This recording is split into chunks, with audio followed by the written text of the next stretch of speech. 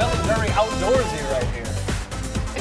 It's like a Dale Key sandwich. And it's like, I feel so special. Well, it's peak gardening season right now as we all start to enjoy the bounty from our home gardens. At least that's what one can hope for. Yeah, you'd hope so. But some hungry pests could be causing damage to all of your hard work. Hello. Here to help us keep the bugs from causing problems in our garden is our garden guy, Dale K. Good morning. good morning to you guys. Yeah, I does kind of feel like a smell really pest in good. the garden right You're kind of now like because, amongst the flowers. Amongst So there's really foliage. kind of two big pests. One, Yes. of course, affects us.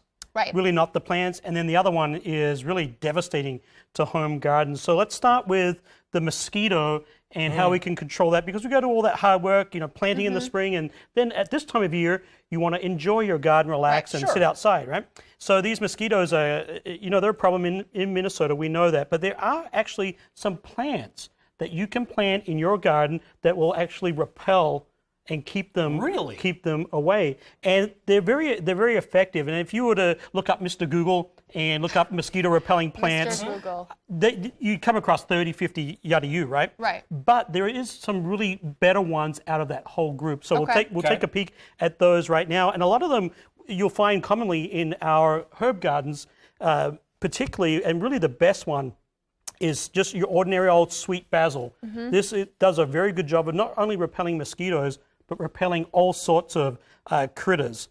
And it smells so good. And it smells good to us, not attractive to them. Another good one, which is a great one that I like to roll around with, is rosemary.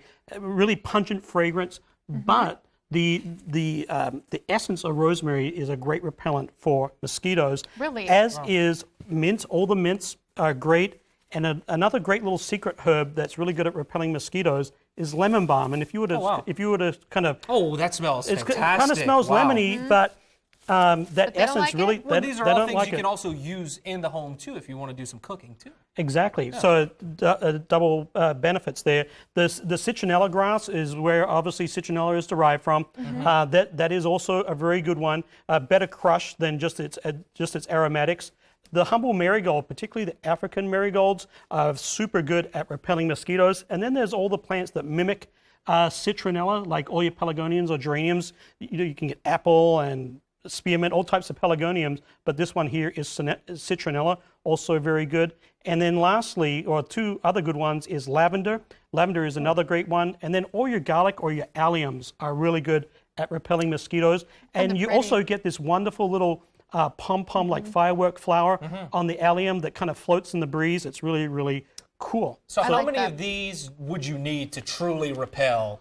If Well, there's I a like giant to, swarm every coming to you? night I just go roll around in my garden, right? Okay. Because I got these all Great over. tip. But what you can do is you can containerize a lot of these and pop them around where you in your seating areas and where folks are going to hang out. So putting about maybe 4 or 5 and maybe 3 or 4 of these around your patio, deck, outdoor living spaces. That will do the trick, and it does a great job. A couple of other things that also will do good at repelling them is this little trick here.